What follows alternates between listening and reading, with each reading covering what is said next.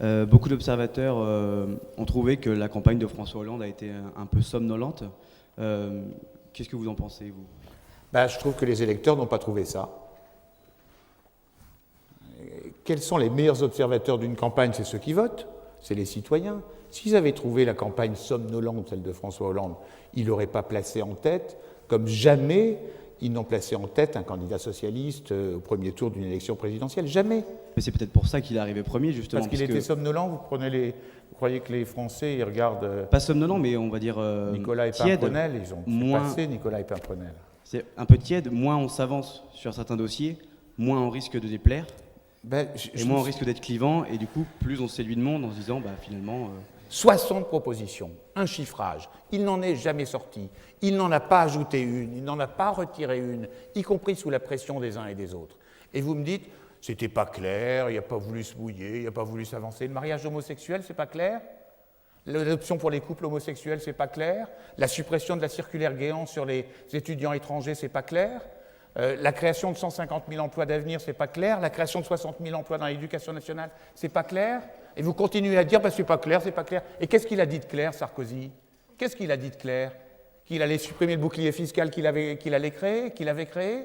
Qu'il allait rétablir l'impôt de bourse qu'il avait supprimé? C'est ça qui est clair chez Sarkozy?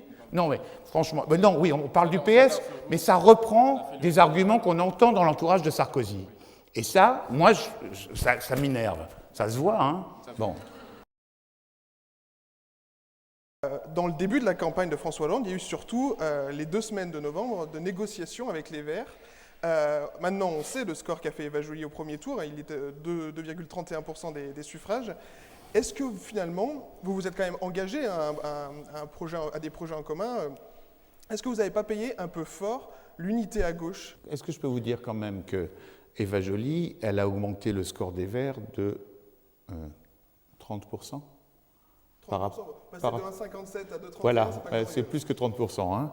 C'est même 40% par rapport à la dernière fois. L'accord finalement est très dangereux pour la gauche. Non, il n'est pas dangereux. Au final, à s'allier sur les 60 circonscriptions que vous avez négociées avec les Verts, vous créez la possibilité... C'est 30. C'est 60, pour finalement en avoir 15.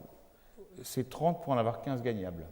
S'accorder avec les Verts sur ces circonscriptions, alors que les Verts font des scores qui sont finalement très faibles, est-ce que ce n'est pas un danger de laisser des circonscriptions à la droite?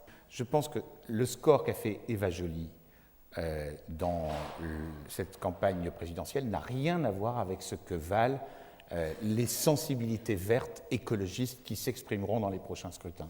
Vraiment, je pense qu'à la fois aux législatives, mais aussi aux élections territoriales qui suivront, les Verts reprendront leur place normale dans le dispositif électoral.